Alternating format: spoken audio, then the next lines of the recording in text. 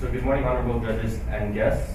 Today, our group from International Marketing Consultants, Antoine Thérault, Trevor Klingenberg, and myself, Nicholas Urbanek, will be presenting to you our proposed solution to the problem that we found with Romeo's Gin. So, we're going to start off our presentation with the statement of the problem that we found after discussing with you guys the different aspects of your company. After looking at the marketing mix and the external environment, we found a few strengths and weaknesses with your company, as well as opportunities and threats that we also saw. We also are going to go over the target market that we find best describes our proposed solution. We'll go over some marketing objectives, 3 proposed solutions that we came up with, as well as the final solution that we are going to undertake, as well as a conclusion to wrap things up. So in terms of your problem, we realized after looking at all the numbers given that we were shown that we understand you guys want to internationalize. However, there's a very small budget, which is why we're going to help you to pursue that career of internationalizing, even though despite the small budget. The gin sales have increased in 2014 by 4.5%, which means it is a growing market, so the demand is actually there. So in terms of to recognize some strengths and weaknesses of the company, looking at external environmental factors, we feel that you have a very strong brand recognition, a distinguished product which has like your labels have art on it, which is it distinguishes yourself from other vodka or gin companies, and it's locally produced, which helps in the substantially decrease the cost of production and distribution around Quebec. However, the weaknesses, we feel the price is not very low.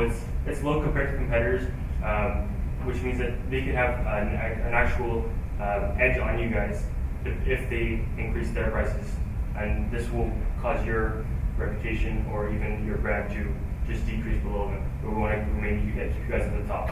I feel there's also a lack of promotion and a small or a not clearly defined target market. For opportunities, we feel that you should increase price because your demand and the product reputation is already there. To go global and international, as you guys, this was your goal, and also to increase the promotion. Some of the threats is the international exportation laws and possibly taxes that may incur throughout this process of globalization. And people that drink vodka don't necessarily drink gin, which would be hard to convert the vodka drinkers to come to the gin, or even to have both. So we created this persona of a maybe clearly, not so clearly defined target market of like Louis. So like Louis comes home after a day at work as a president, CEO, or a teacher as a university prof. And of course, he's male aged 50 or older and has a higher income of over $100,000. His kids have most probably moved out already, and he has high social status, and he expects quality content. So when he comes home from work, he just wants to relax sometimes, take a breather, have a couple of drinks, and just be cool. He's past that age of drink for fun. Let's go out and just drink. He wants something to mellow him down. So this would be helpful in this case. And he either lives in Ontario or Quebec. So after discussing, we found that the marketing objective you should pursue as a company is to go international, but not in 1 year. We came up with a long 5-year plan to increase the sales over 5 years. So in order to internationalize, you'll have the solution that Nick is going to propose. Also the fact that we are suggesting to raise the price per unit by $2. As you said before, you feel that consumers want a product that's not necessarily too pricey. We feel that $2 more is like not a big increase. It's just enough to keep it on the low range, but enough to grow your sales. So your objective for 2018 is to produce 100,000 bottles of gin. If we put $100,000 times the bottle, the price per unit, which is $38, you come up with a brute revenue of $3.8 million. If you give 5% of total revenue or profit to the foundation that you sponsor, it comes out to $190,000 that you give away. So in total for next year, you would come out with $3.61 million in group revenue. So over a period of 5 years, considering the fact that the sales are stable, we didn't put the sales in increasing or decreasing, you would come out with $18,050,000 over 5 years. Now let's say you put $2 more per bottle, you still sell 100,000 bottles in Quebec. You come out with $4 million, 200,000 is given to your foundation, and you come out with 3.8 million, which isn't much more than your original plan. But over a period of 5 years, you come out with 19 million, again, without increasing sales or decreasing sales. We kept it stable. Couldn't reduce it. We kept it stable. So the difference of $2 per bottle gives you a difference of $950,000 over a period of 5 years, which is 5.26% increase in revenue, which is quite large. And you could use that money for promotion of your products by yourself, distribution of your products by yourself, and with increased money for your company, you could get the banks to give you more money for promotion or internationalization. To add to the price increase, we came up with 3 solutions that you could use for your company in order to go across Canada and US for the first 5 years, and after that, the world. So the first strategy is to use your already existent product reputation on small labels that you would put on bottles. You won 2 times gold medal for your gin. Your vodka is the best in the world. So we would put those facts on the label and put them on bottles so that people would look at different gin bottles in the SRQ. They would see, it won best gin at said competition. So it would bring them to buy it instead of a competitor. This would give free marketing in the sense that you use your strengths, your reputation in order to market your product, not external sources that might cost money. It's also brand association, and since your brand is synonym with quality, it would bring an aspect of quality. Just that small label would tell them, the consumers, like, that's the best in the world. However, it's a small increase in production costs, meaning that those small stickers or labels would cost a small amount each. And people who drink vodka may be not affected by the sticker. Let's say they see pure vodka best in the world, but they don't know the product since they don't like vodka. They might say, it's not that important. But if they see 2 gold medals for gin, they're gonna say, it's still good anyways, even if they don't know your other brand. The other solution is to increase your product promotion. By increasing the promotion, your product would be known across Canada and eventually US and the world.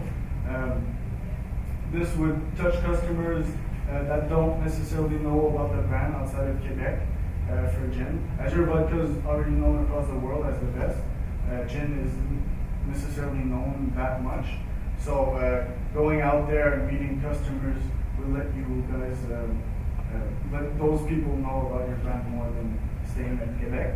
And you can also get feedback from those customers, tasting your product, and if they have recommendations for you guys, they could tell you directly.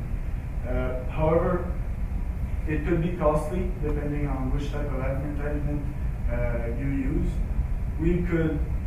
We came up with the idea of going to city events. It costs less than trading ads on television or YouTube. Also, people from the target market age group don't necessarily go on social media, so that's a type of ad that you can use. And it's also more time consuming in the sense that you need to go out there, visit each place, and meet customers. You could take days or weeks to plan such events. The final solution that we came up is to use some of the profit from your vodka and use it for your gin. Since your vodka is already known and makes some money, in order to bring gin a faster growth, you could use the money from your vodka and put it in the gin industry. Of course, it would be more money. It would make more money to promote it and distribute it. It's faster growth for your gin, but it could also be slower growth for your vodka since you use the money for one product and not the other. And let's say the gin doesn't work out as you necessarily want. You put all that money into the product and you have no money left for your vodka. So that's a lot of risk for the company. Okay, all right, so after discussing long and hard with Antoine and Trevor, we decided to choose the first two solutions that we proposed to you, which were to use product reputation on your labels as well as to increase promotion of the product. So the main reason for this is we found that there was a lot more risk involved with the third solution.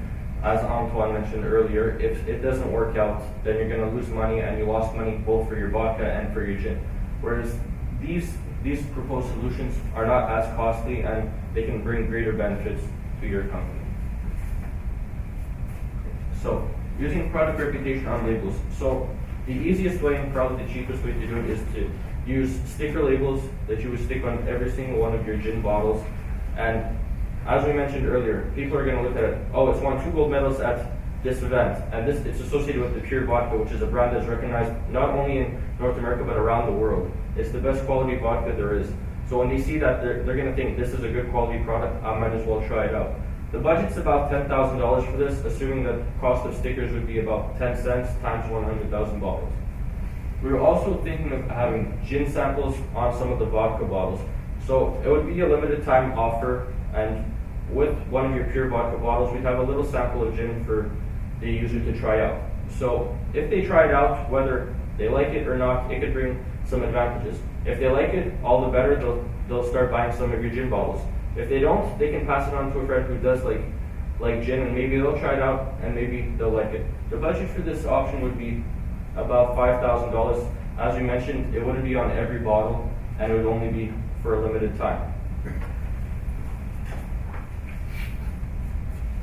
So the second solution that we proposed was to increase promotion of the product.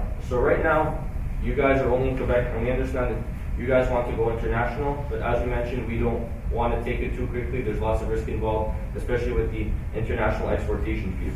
So we'll start slowly, and we'll continue to promote the product in Quebec, but we'll also move into Ontario, the Maritimes, and on the east coast of the United States in New England, New York, and even Michigan, since it touches Ontario. So how are we going to do this?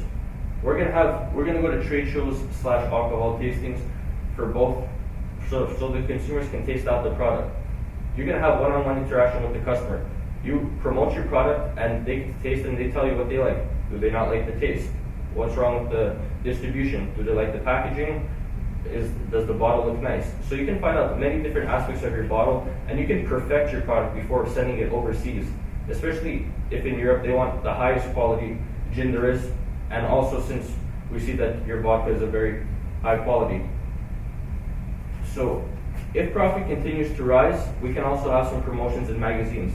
As we mentioned earlier, we would make $100,000 in revenue every year for the next 5 years, assuming that we continue selling 100,000 bottles at $40 a bottle. And with this increase in price, it might be enough to influence the banks to say, hey, these guys are going somewhere with their idea. Maybe they can go overseas. They might be able to give you that bank loan that you need to bring your product overseas and to sell it over there, which could bring a lot of money to you guys.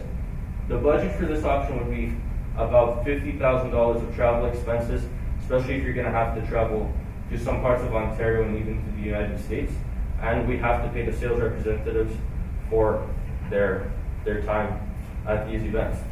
Word of mouth is a very strong type of promotion technique, and we believe that it could be used very well. It's always human nature where they try out a new wine and they say, hey, this is a great wine. Hey buddy, I tried out this new wine, how about you try it out? It's a great product. So it can increase the amount of customers that are going to buy stuff just through these wine tastings, and it's not as costly as doing, let's say, a television ad or a billboard ad on highways. So to conclude our presentation, right from the get-go, we saw that you guys had a very strong brand with your vodka and even with your gin, and that there was a foundation to work around. So we knew right away that your vodka would have a giant influence on some of your gin sales and how to promote your gin. So what we thought right away was using vodka and gin reputation will be able to increase Romeo's growth just by putting those little stickers and those little samples on your bottles. And these new promotion techniques that you haven't tried out before are a new cost-effective way that can increase the amount of consumers that buy your product and just have knowledge of the product and have some brand awareness. We thank you for taking the time to listen to our presentation. If you have any questions, we will entertain them. Et si vous avez des questions en français, on en français. So the presentation was 16 minutes, 14 seconds. And here we will let the judges for 5 minutes for questions.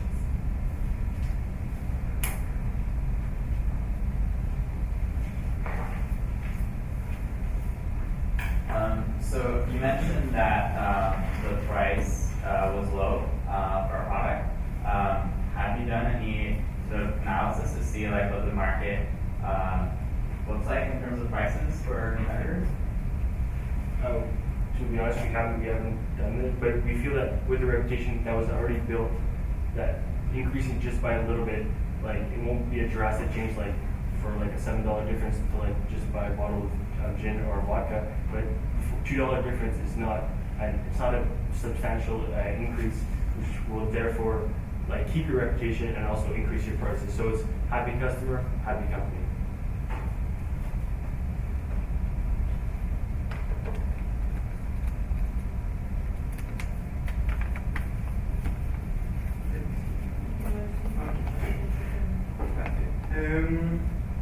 Un de vos objectifs était d'augmenter les ventes de 200 000 $ par année.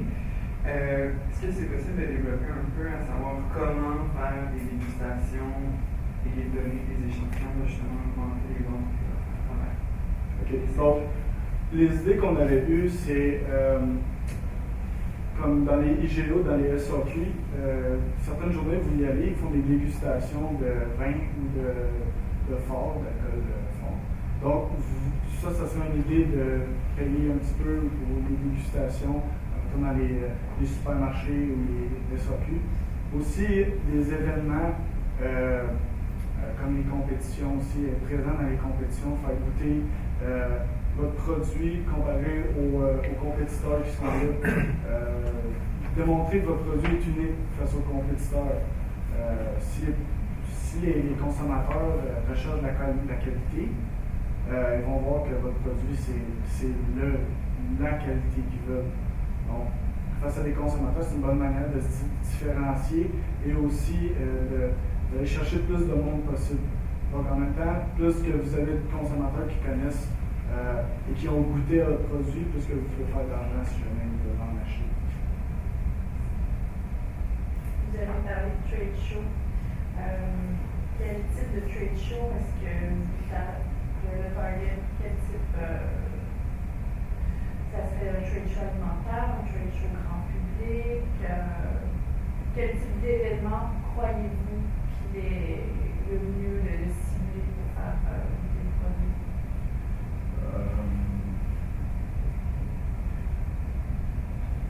Moi, je dirais un trade show alimentaire. Comme vous savez déjà, vous avez des dégustations de fromage et de vin. Donc, vous essayez encore ça avec votre produit. Puis, c'est comme vous buvez du gin avec quelques différents produits. Peut-être avec le fromage, puis ça se peut qu'il y aura quelques-uns qui boivent du vin, mais ils veulent essayer votre produit de gin, puis ça va augmenter les ventes de votre projet. Parfait, merci.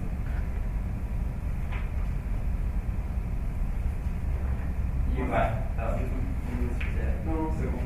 you've identified in terms of threats the fact that people that drink vodka do not necessarily drink gin. Have you put any thought into, because your first solution is that sort of cross promotion, like how to overcome that problem, or is that like a risk that we have to take into consideration? If you like, so if you're a person that likes to drink vodka, perfect, you have vodka. But also with the small bottle that comes with it, even if you don't like it, there's going to be that one person who's like, oh, so and so, he likes to drink gin. I'll give it to him to try it, and then moves on. Did you like it? Yeah, I liked it. And then word of mouth just keeps going and going and going. Aussi, dans le fond, votre objectif est sur 5 ans pour augmenter de 200 000 pendant 5 ans. Est-ce que vous suggérez de faire les mêmes stratégies pendant 5 ans ou c'est un peu actualisé? Le plan va être actualisé. On disait 5 ans avec certaines promotions, mais plus que les ventes augmentent, plus que vous aurez de l'argent pour faire différentes sortes de campagnes. Présentement, vous n'avez pas d'argent pour faire, mettons, des campagnes télévisées ou sur Internet, même si notre target market n'est pas vraiment sur Internet. Mais plus que vous avancez, plus que vous aurez de l'argent pour aller à plus d'événements, des plus Time grands is over. événements. Thank you very much. And so ask you to leave the room.